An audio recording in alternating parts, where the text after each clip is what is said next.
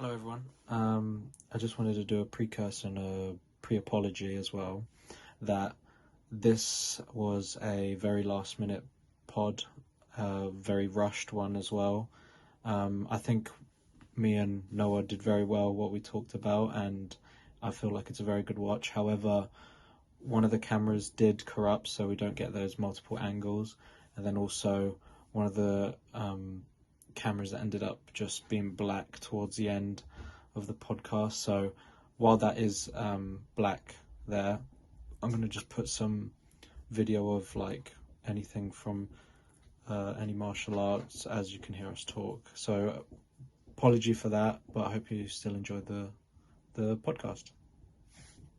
Hello, everyone. Welcome back to the Combat Minds podcast. Today I have Noah with me, soon to be Noah Stavropoulos. Soon. Soon to be. Today, I'll go through the topics that we're going through. So we're going to go for our week sum up. So I'll be asking you about your week, of course. Our love for competing. Today will be about pressure. That's going to be our main topic. And then we have our segment behind the belt as well, and our motivational quote to finish off. So, Noah, how's your week been?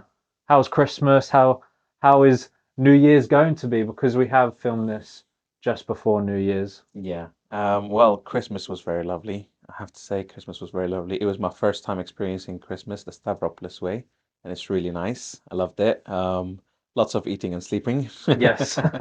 It's been relaxing. It's been nice to have some time off from work, Mm. and we've had a break from Taekwondo. So it's been nice to relax a little bit for another eventful year full of, a lot of competitions and stuff coming up. So yeah, it's good. That's good. That's good. So is there any like what's your standout present that you got this year then? Standout. Like it doesn't have to be, oh, that one's guaranteed, but because you've had some good contenders. Yeah, no, you know what? I love socks. Socks. I have to say I love socks. The one piece socks I got from Tula was really nice and I like them.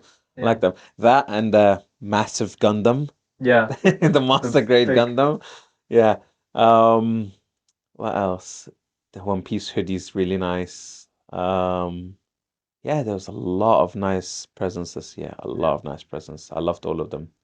They're Yeah. really good. Really good. So, moving on to our first topic, uh, for your story, tell us your story in Taekwondo. How did you first get into Taekwondo? You know what?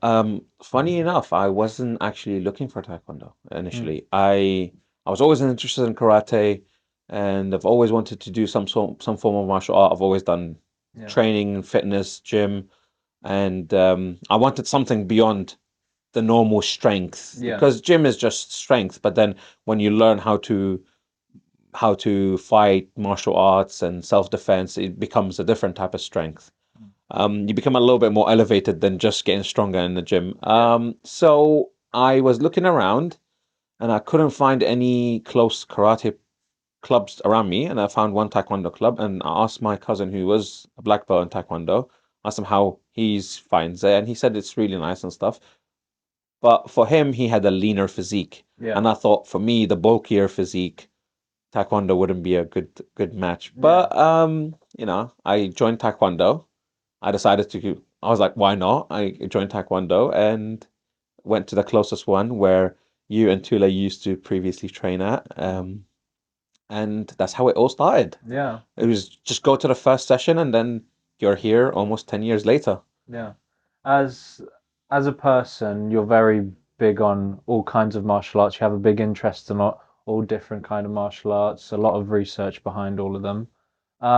What kind of martial arts were you interested in before getting into Taekwondo? What ones were you looking at mostly? You know what? I really loved karate. Like Kyokushinkai style was probably like my most favorite and wanted style, but I was looking at all the other stuff. I was looking at boxing, kickboxing, Muay Thai. So I had an interest, I think, but mainly I was looking at the Japanese type of martial arts. So Yeah, I'm a big fan of sumo as well. yeah. I do consider it a martial art. Yeah, no, I will say as well, it's definitely a martial art. Yeah.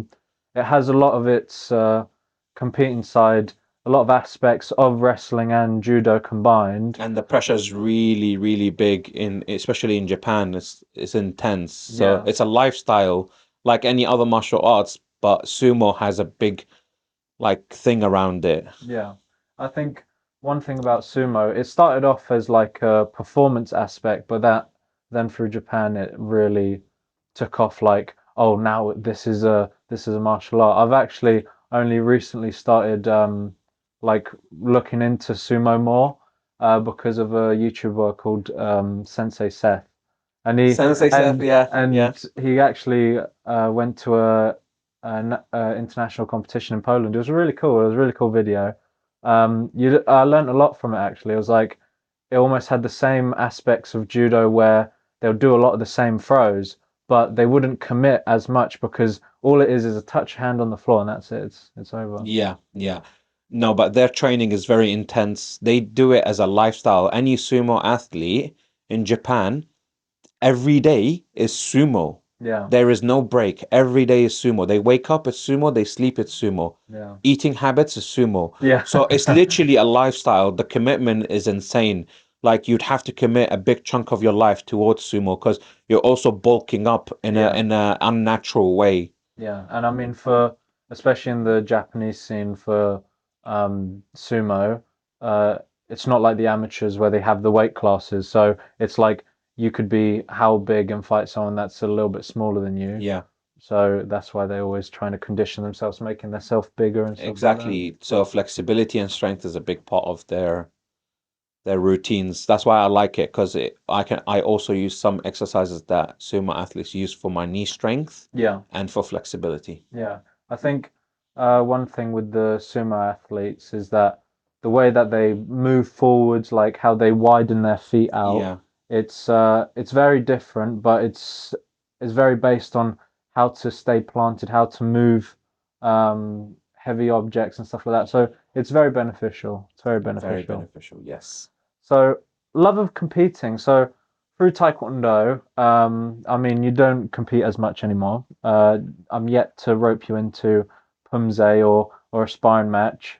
But I think Pumse definitely you're looking into. I am. It's just learning the forms because there's so many to learn. Once you achieve that black belt, depending on the age category you're in, it can depend on what How you need far to up you learn. go with the forms? Yeah. But your start of Taekwondo, what kind of side were you on? The Pumse or the sparring side? Definitely when I started, the first side I was on was the sparring. I really enjoyed the sparring. And because I've never done any martial arts back in my life, the more skillful I got, it almost like the more arrogant I got because Mm, I enjoyed learning and I got very excited every time. Um, every time I learned a new move or I was able to do a move, because even when I first joined, I wasn't able to do a normal half turning kick, mm, just a normal kick to the body. Um, I couldn't do that because my hips were not conditioned that way. I was just always in the gym, getting, stiff and just yeah, like blocky movements. yeah, Um, but yeah, Taekwondo opened up a lot of doors. I was doing a lot of training. I lost a lot of weight, went to competitions. It was fun. It was really fun. I was more towards the sparring side. I really wanted to do a lot of sparring. As you know, back in the club we used to train in, we didn't have that kind of big opportunity in sparring, and yeah, I had to go to other clubs to spar, and it wasn't very nice because yeah. they don't treat outsiders very nicely if Very you nicely, just yeah, come in there to train for a few sessions. yeah, But I done my time, yeah, done a lot of sparring. I wanted to compete a lot more, but the opportunities were not there when I first started. And yeah, and as you know, there wasn't a lot of opportunity to spar back then. Not a lot of competitions that we went to. yeah, So yeah, and funding was a big part of it as well. I think as an athlete, it's hard to self-fund yourself. yeah.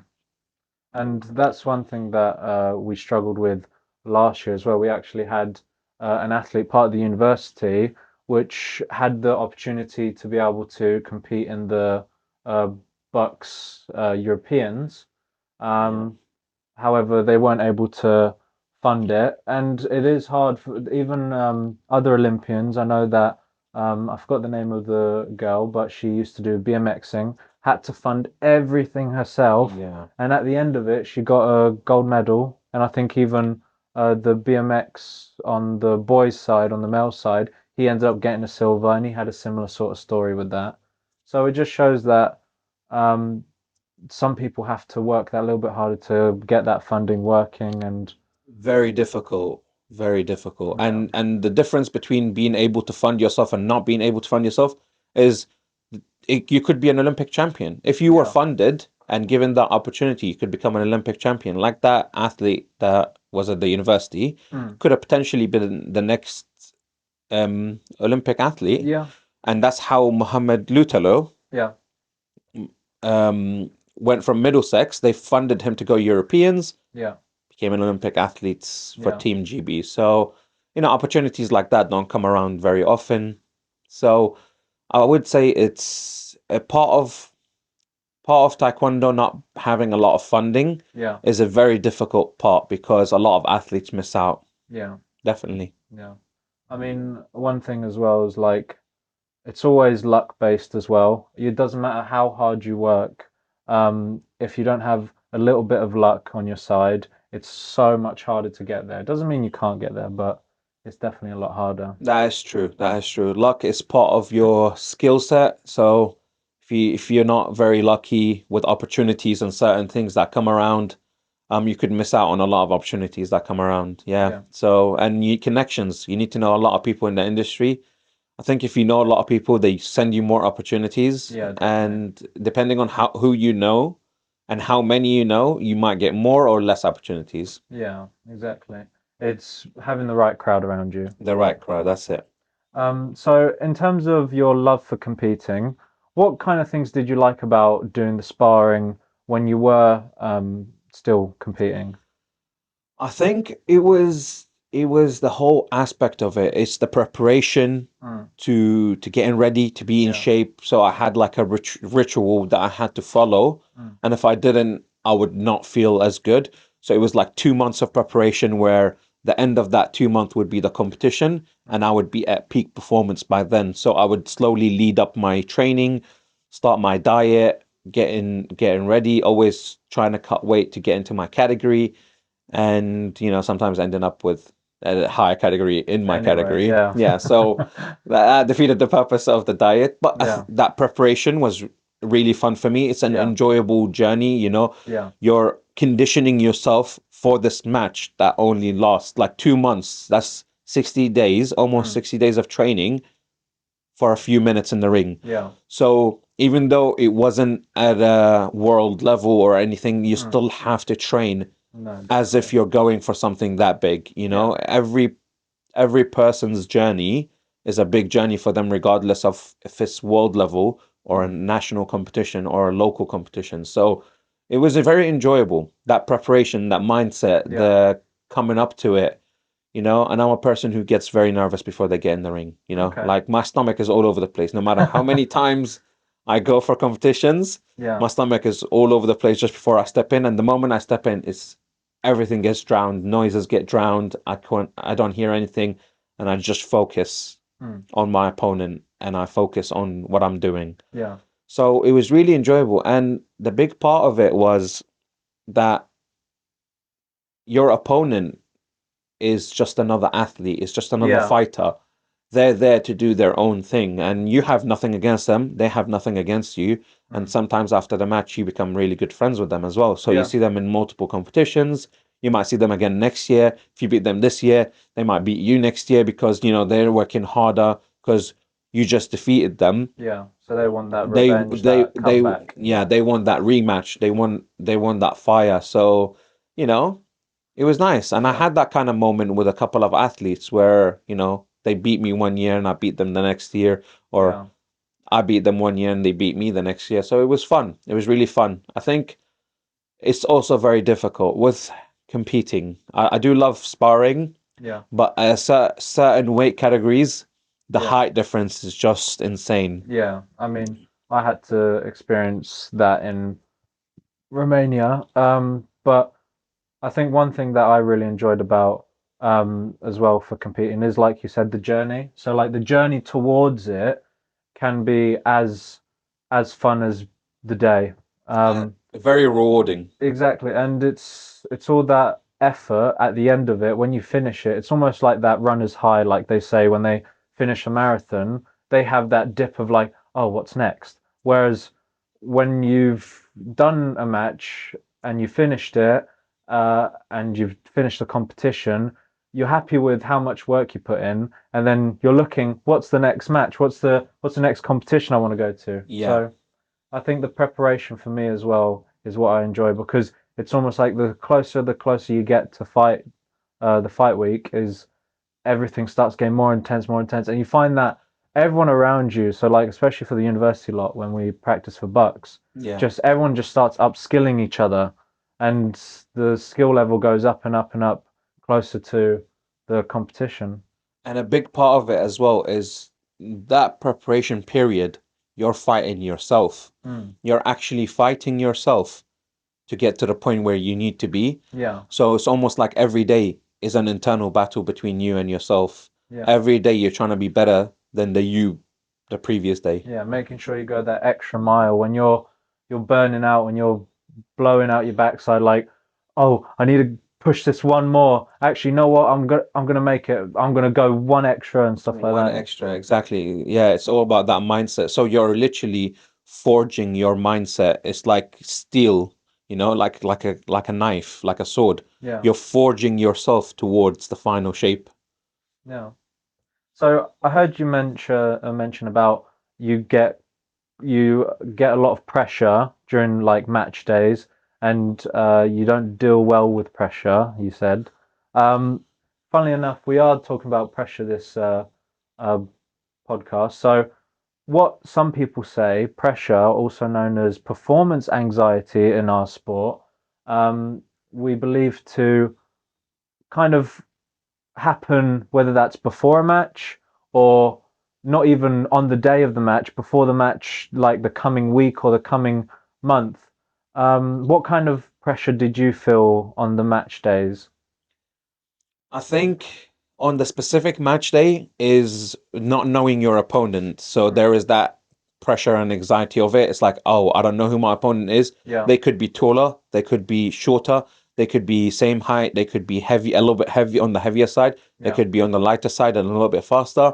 So that pressure is like, I don't know yeah, who it is. And then you find out your opponent, like, when you're going into the ring, mm, and then there's that pressure. It's like, everybody's watching me. Am I going to mm, perform well? And all these thoughts that are rushing in your head just that single minute, that those seconds before you start, even when that wait time, when you're watching the match and you're waiting for your match to be the next one, that pressure, those thoughts start rushing in. It's like, what if I don't do well? What if I yeah, run out of energy? What if this? What if that? And all these thoughts are coming in, yeah, and it's hard to manage. It's really hard to manage as an athlete. I think the more people that are watching you, the more people that are depending on you. If you're a mm, coach, you don't want to disappoint the people that you're training and the people that you train with. So yeah, there is a lot of it that comes with that as well. So you're like, oh, am I gonna perform well? Am I gonna embarrass myself in front of everybody? But I think once you step in, as long as you're doing the very best you can and leaving everything out there, yeah, even if you lost, you'll honestly feel like you won yeah, because you done everything you could and you didn't leave with regret. mm, You left satisfied that you've done everything. If yeah, you still couldn't beat them, they were just that little bit better than you. yeah, And you come back the next time even better. So, yeah.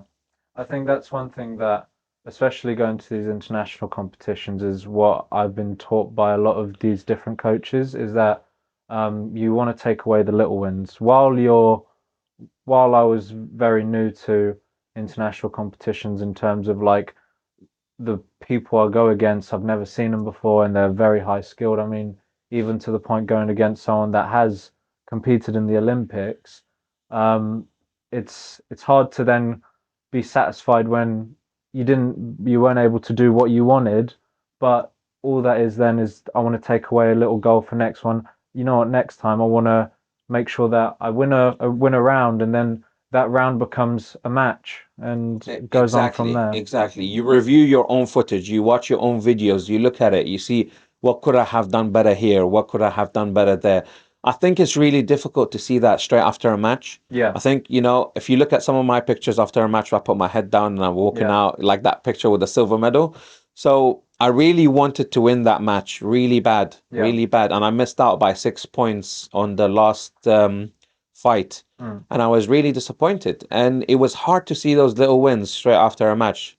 Like you walk out and you're a little bit disappointed, and a lot of people are watching you, cheering you on, but you're just, that feeling inside. Yeah. So you're just a little bit disappointed. You worked very hard.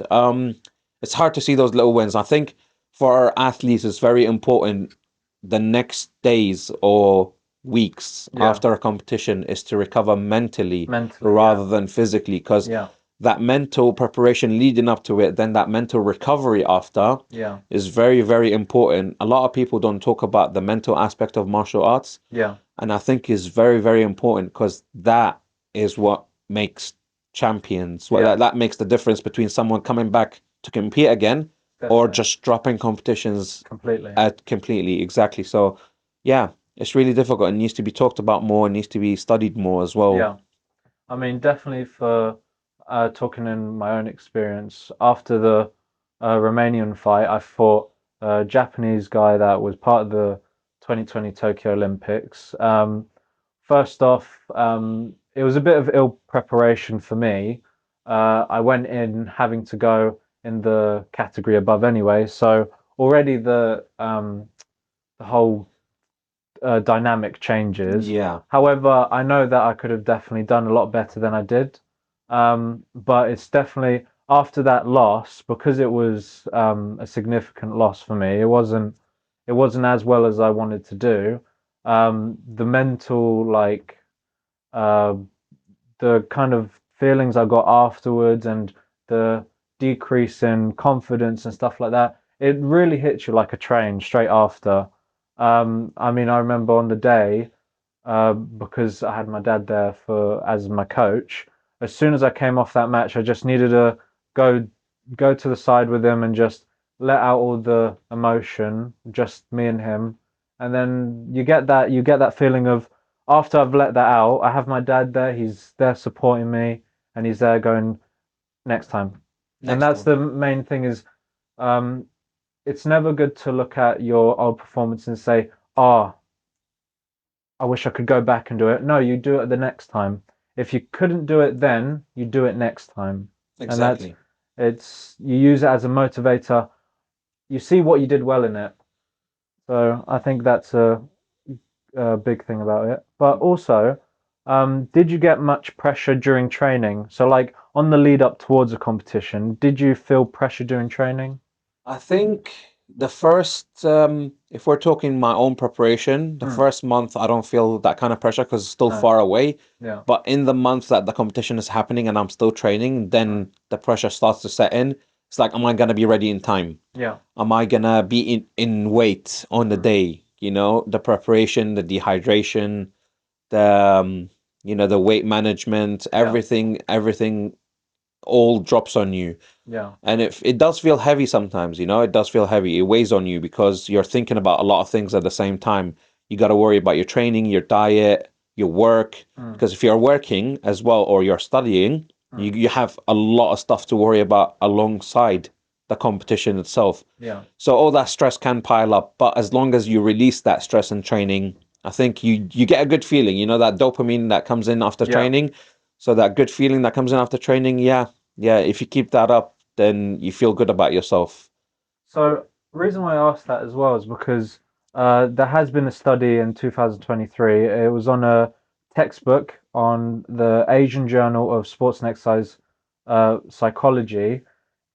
It believes to say that there are four different, well, they say that there's 58 psychological pressure categories, but they classified it into four situations. So all these 58 scenarios that you could come into, they classified it to four situations, and that can be unintentional generated, which is could be through matches. So uh, unintentionally, the match that I go to, Yeah. it's a high stake. If I'm at an international competition, that alone is a stake. Yeah. That puts you under pressure. That's unintentional. Um, unintentionally generated through the matches, but then also can be like how far you are in the match. So if I'm on the finals, that pressure is going to build upon you Yeah, unintentionally. You're not doing it to yourself. It's because of the scenario you're the in. scenario. Yeah, And then there's intentionally generated matches, so self-inflicted pressure. So if you're doing your first match, maybe in general, maybe it's your first match in any martial art, and it's your first time doing any competitive sport.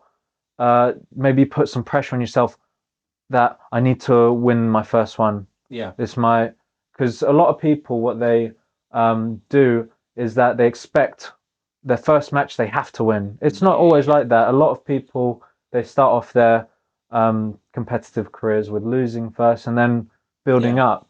Um, but yeah, so that's another one. And then also there is unintentionally generated through practice. So they believe that also there is stress during practices. So I know, especially for me, when I started judo, I actually felt nervous before even going to practice because I don't know if that was because I was putting the pressure on myself, saying, "Well, I'm a fourth dan in Taekwondo. I need to prove that I'm a high level."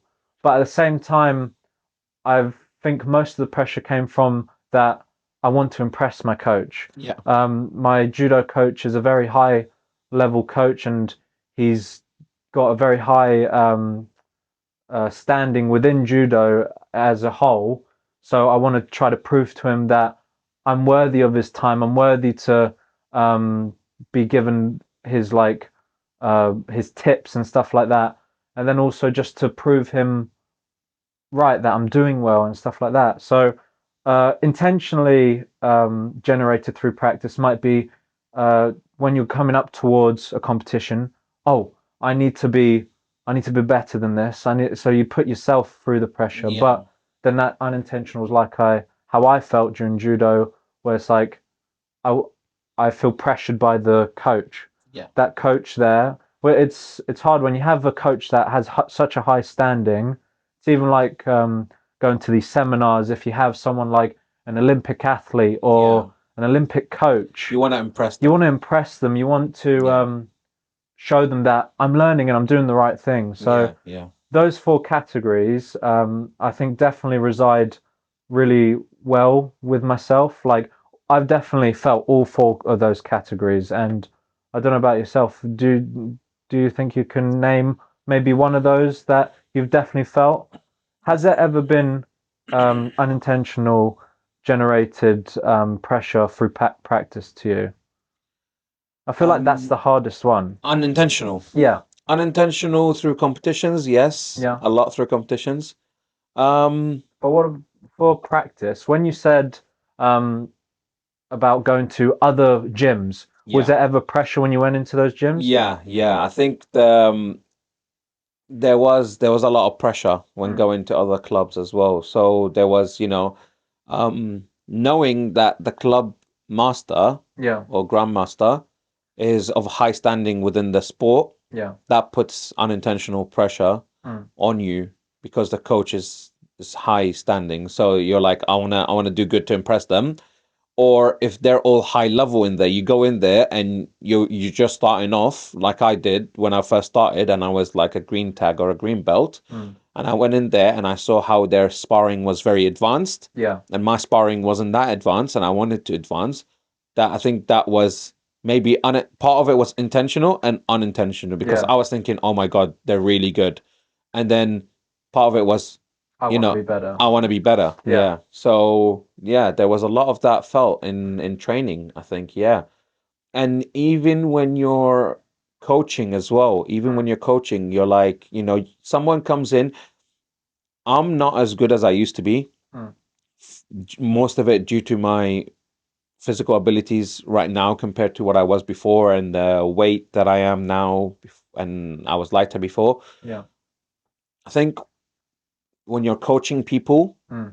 and you're someone who can't demonstrate very well, even though Yeah, you know the technique, yeah, you know how it's done, but if you can't demonstrate it very well, there is a lot of pressure there as well. yeah. So yeah, a lot Yeah. of it can be felt through practice. I think one thing that my judo teacher taught me as well was that um, when it comes to coaching, if you don't know how, well, he's very skilled in judo. He's done it for a very long time, but he doesn't have to prove anything to anyone because of where he is. Yeah, So where he's doing the techniques and he's showing it, even if he does it slightly wrong, which I've never seen him do it wrong at all, yeah, um, he wouldn't have to go like, oh no, I need to be better to show them properly, mm, because I believe that when you do something like that for such a long time, is that you've already backed it up for when you used to do it. yeah, And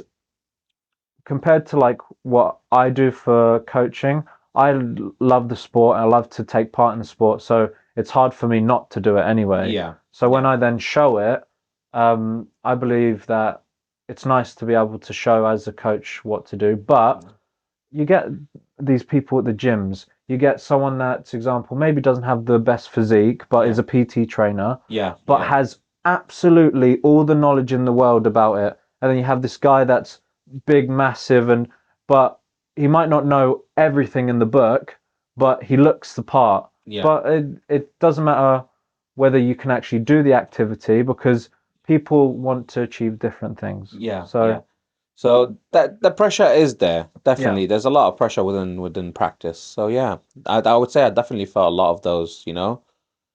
How do you like to deal with pressure? Like, how do you like whether that's null it down or like how do you I don't know how to say it. How do you like tackle pressure? I think I think there's a lot of ways. There's a lot of ways, but for me, um, I'm someone who was always comfortable. You know, Mm. I never felt like, oh, I'm embarrassing myself. You know, I would do whatever. If I wanted to do it, I would do it. You know, Yeah. I think part of it was working hard to Mm. get to where I am and doing everything myself.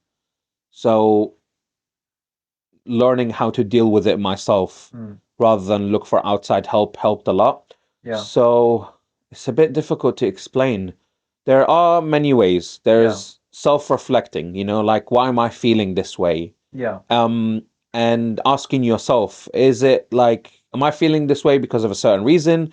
And what is the reason? So looking down to the reason. Sometimes you could be making something bigger than it actually is. Yeah. And when you start to ask those questions, when you start to look into it more, you're like, okay, it was just this minor thing that was possibly bothering me. Yeah. And you either try to solve that thing or just overlook it completely. Yeah. Um, I think part of it as well with being a guy Mm. and being a man, people look at you and you don't want to make them feel like I'm feeling a lot of pressure and I want to ask for help. So I Yeah. think part of it was that stigma that Mm. made me look for more internal help than Then external. Yeah. outside help. Yeah. So I think a lot of it is internal, but it's hard to explain each Mm. situation. Can't recall any specific situation where I dealt with it a certain way, but Yeah. I've done a lot of meditation. Yeah. I've done a lot of meditation to help. That really helps calm things down. You know, Yeah. just plays a background noise or anything that helps with meditation and Mm. just focus, breathe, you know, Yeah. breathing and slowing everything down. Because the more you think about something that upsets you or puts pressure on you, the Mm. more anxious you get, your heart rate is going up and everything starts to crumble down on you. But just taking a deep breath and stepping back a little bit helps a lot. Yeah. When I mess up during coaching or something, Yeah. just take a deep breath, slow down what you're saying, Yeah.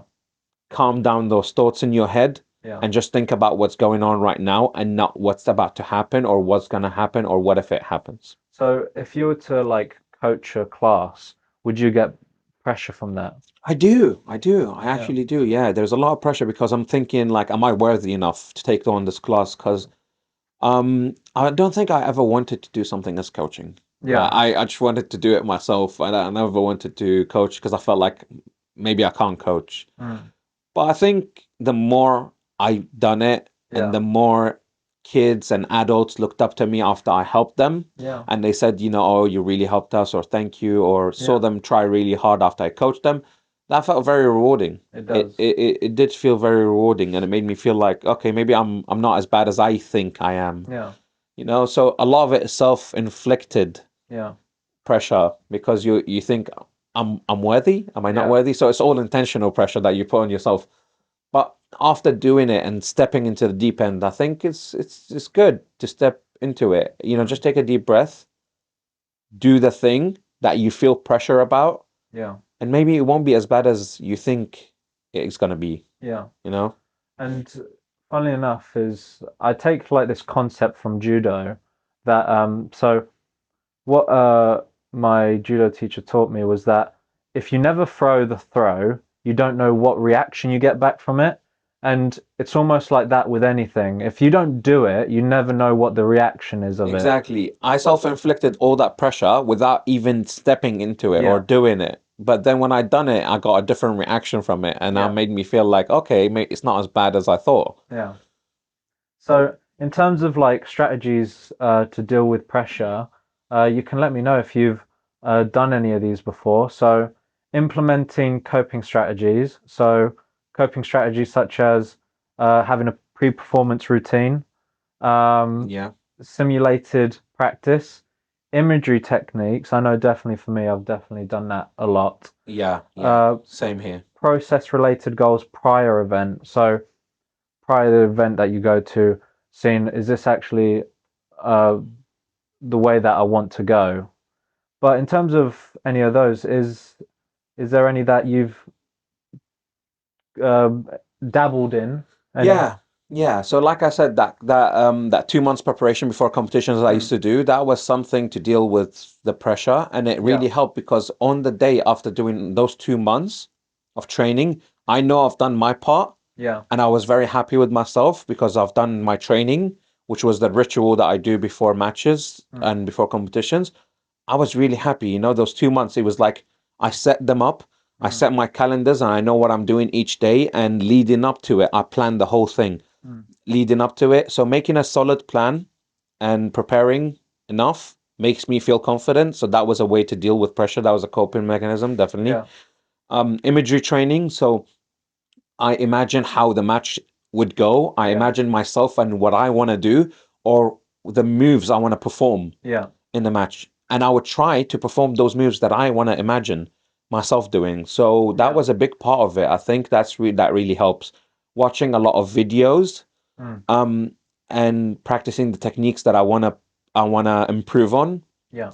Yeah, yeah. So there's a lot of it in there I that think, I've done. especially with the like imagery, I think it relates quite well with the simulated practice. Yeah, I feel like any scenarios that you're doing your imagery, if you're not doing that, most likely you're going to try then and practice that. So, and that's where you go into like simulated practice. But I know that definitely, like you said, where you said about, oh, thinking about the kicks I want to do, I've definitely um, had those nights before a competition where I'm thinking about every possible scenario.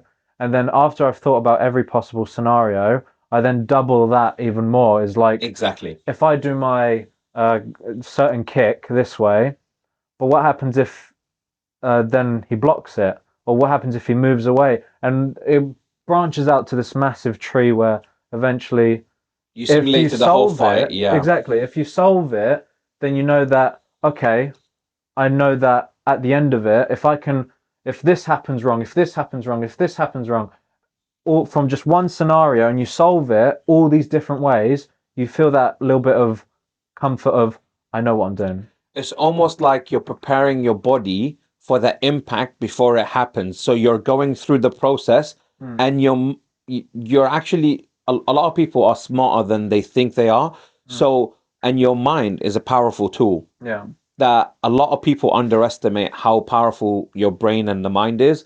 So you simulate everything and you're thinking about that kick actually trains your brain to react, to give those impulses to for your body to react when they see that thing coming that you yeah, prepared for. So it's a really, really good technique to yeah, train. A lot of people I feel like they underestimate it, and they do a lot of physical, like I said, a lot of physical, but not the mental part of the yeah, training, which is very important. yeah. Definitely. I think that's one thing us coaches can definitely look into more is the mental preparation before any competition or before any kind of activity. So Yeah. I know especially for uh, when we go to Korea, they always do when they finish, they like to meditate just before we finish, and stuff like that. So just and meditation doesn't have to be this spiritual thing that some people think it is. It can literally just be breathing. That Yeah. meditation of just zoning everything out and just focusing on your breathing, Yeah. and it just calms you down. You're then ready to, example, I finished my taekwondo class. I'm all calm now. Now I can go get on with my day, go play some games. Yeah, yeah, it could be anything. Could be literally anything. Sometimes even when I'm like after training, I don't know if you had this, but when you're having a bath or a shower or anything, Mm, you close your eyes. You tend to close your eyes under the water and you think about the scenarios or what you trained in or what you mm. can improve. So there are moments like that where I'm alone Yeah, and sometimes it's in the shower. It, yeah. it helps. Sometimes the best thoughts come in the shower. I've Yeah. heard that before. Yeah. Literally, like because I zone out a lot, like I feel like when I'm in the shower, my body remembers what I need to do Mm, because it's like an automated like automated task that I do during the week, right? yeah, So I'm in the shower, my body's doing what it needs to do, but my mind is actually somewhere else. elsewhere. Yeah, Yeah. just So sometimes it helps because you're zoning yourself out. There's sound of the water. You're washing yourself, and there's nothing around you. So you focus a lot on yourself. So I think that's a good technique as well if you implement some imagery in there. yeah. Imagery in the shower. That's how you become a. It sounds bad, but No, you know, no, use no. it in a good way. Yeah. So moving now on to our next segment is behind the belt. So you have told me four different fun facts about yourself. Would you like to tell me one of your fun facts and elaborate on it? Okay. I'm a lot stronger and faster than I look. So I knew you were going to start with that one. currently, I'm 125 kg. I'm a heavy person, very heavy person. But I can run. I can still run really fast because I Yeah, trained my body throughout all these years, and I was really into running and yeah, sprinting. So I can still run really fast, just not for long periods of time. yeah. Stamina doesn't catch up. I would Uh, love to do like a what was it? It's like a muscle tissue biopsy. See what kind of muscle tissues you have. Where it's like type, yeah, yeah, I all would these love to different give types. you a chunk of my muscle, but Yeah. yeah, the pain. But even like I would love to find that out for myself. See like what muscle types I have, whether it's like fast twitch or slow twitch. Am Yeah, I doing the right sport? yeah. Technically, like, am I built for the right sport? I done a lot of fast twitch exercising, very explosive Yeah, exercises, sprinting a lot, and a lot of things for power and explosiveness. So I would say it used to be on the fast twitch side, but maybe yeah, I haven't trained properly in a while. mm, So yeah, that's part of it. And I was a lot stronger, even at like 65 kg. I was able to squat down 180 kilos, which is a lot more than yeah, twice my weight. yeah. So yeah, I would say a lot of people underestimated me when I was lean, Mm. and I still get underestimated because I look on the chubby side. So Yeah, yeah, but I'm a lot stronger.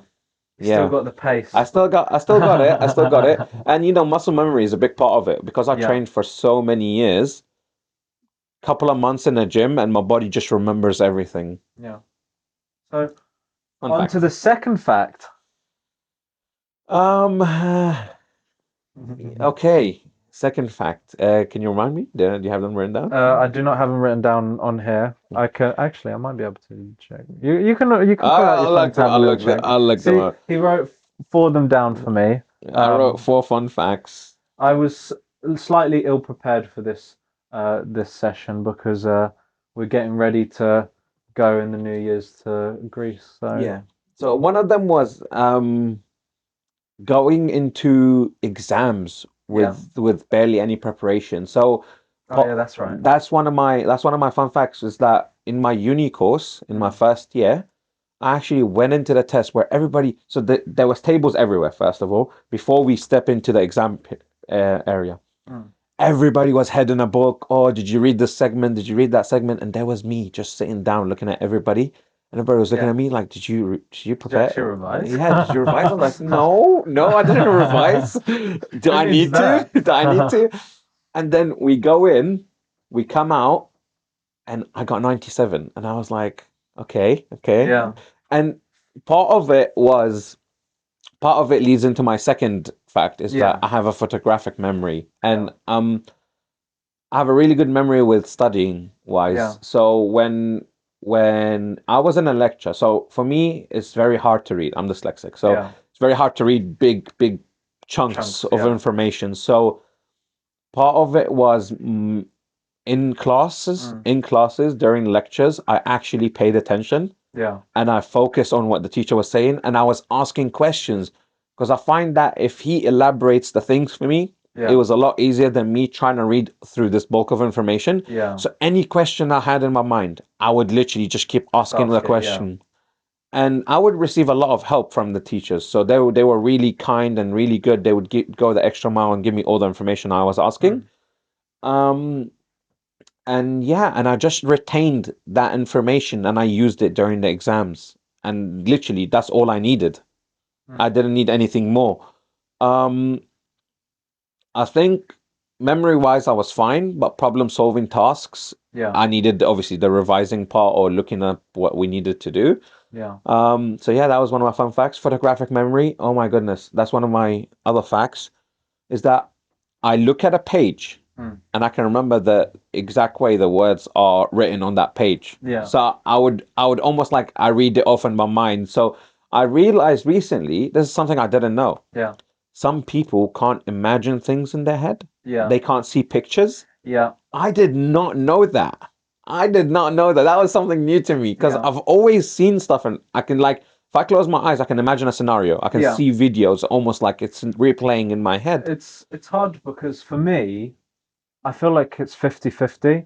If you were to tell me to imagine an apple, I can't imagine like an apple or anything like that. But then when it comes to Taekwondo, if you tell me imagine doing like I can see it now, doing a Yeah. reverse hook kick underneath someone's leg and hitting straight to the body, I can imagine it. It's like when it comes to Wow. like simpler things, like it's even like if I was to think that though, it wouldn't be colored, it would just be black and white. I wouldn't be able to think of it like paint a picture in my head at all.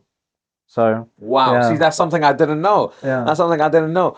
And I always thought everybody was like me, like, oh, they can just see what I see. yeah. And right now, as you were talking, I could see an apple and I could change the color No, I green, red. can't. No, Like I it's could see, I was even thinking, oh, can I see a pen if I wanted to? Yeah, I can see a pen. yeah, So yeah, mm. that's strange. Yeah. It's very odd when thinking about stuff like that because it's like it's like we both have the same brain. Why It can't I op do it? it operates differently. Yes. Why don't I have that superpower? Yeah. So that's a fun fact I didn't know was a fun fact. Yeah, Then I realized it. Yeah. One of my other ones is that I was planning to lose 4 kilos for a competition yeah, to make way into -80, and I only needed 4 kilos. yeah, I ended up actually losing 5.5 in 4 days yeah, prior. I was planning to lose 1 kg a day, but I ended up going 1 kg and a half more, which did affect my performance because I was yeah, completely dehydrated. I did the dehydration method where you drink a lot of water and mm, you drain yourself yeah, and then you replenish on the day, but that doesn't work very well when you're yeah. competing and you need the energy. And funnily enough, the next podcast will actually be about weight cutting. I probably should have had you on for there. We But talked about a lot of weight stuff. Yeah. I will tell you a fun fact that if you do not have more than 3 hours after a weight cut to replenish yourself, uh, you won't have very good like performance outcomes, which is why we'll go through like the strategies way to do that for next one. But it's definitely I've definitely felt after doing a weight cut The that impact. impact of you don't feel as strong or you like have a Fatigue. little bit more fatigue. It can affect you. So You can, yeah. yeah. So just to finish off now, motivational quote. Do you have a motivational quote for us? It can be anything. It doesn't have to be motivational. It can be actually Okay, just a okay, random okay. quote. I have one on my phone that I've saved for many years. Yeah. It says, um, steel will never become a sword without getting burned and beaten. And it it comes from a Japanese motto called Yeah. Dokishino Michi. Yeah. So it's like the road of a warrior or something Yeah. along those lines. I like it. It's good. It's Yeah. good. And my final motivational quote, just to leave off this episode, that I think goes really well with pressure. It was from, I believe her name's Krista Deguchi. She's a Olympic judo athlete from Canada that actually won multiple world championships and also the Olympics. Wow. This is what her coach said to her about pressure. So he said to her, whatever your opponent is thinking about you, whatever you're thinking about your opponent is exactly what your opponent's thinking about you. So if you're scared of your opponent, most likely that opponent's also scared of you. So it's almost that thing of don't feel that worry or that pressure, because whatever you're feeling, they have to feel as well. Exactly. So That's pretty good. That's yeah. pretty good, especially before a match. Yeah. So thank you very much, Noah, for Thank you. coming on to the podcast. I Thank hope you you for enjoyed having it. me here. Yeah, I loved it. Yeah, thank Yeah. you for having me here. And also, Happy New Year, because Happy New Year, this is guys. filmed on New Year's Eve, but Yeah. this will be posted on the New Year's. Yep. So let me know everyone's goals of the new year, and let me know how you plan on tackling it. What's your biggest goal? What do you want to leave in What 2024? martial arts you do currently? Yes, we want to know. We want to know. Or if it's not any martial arts, what sports do you do? Because Exactly. we love sports, even if it's not martial arts, sports in Yeah. general. Yeah. Yeah. Thank you very much. Thank you. I hope you guys all enjoyed. Don't forget to like and subscribe, and come join us for another episode. Bye, guys.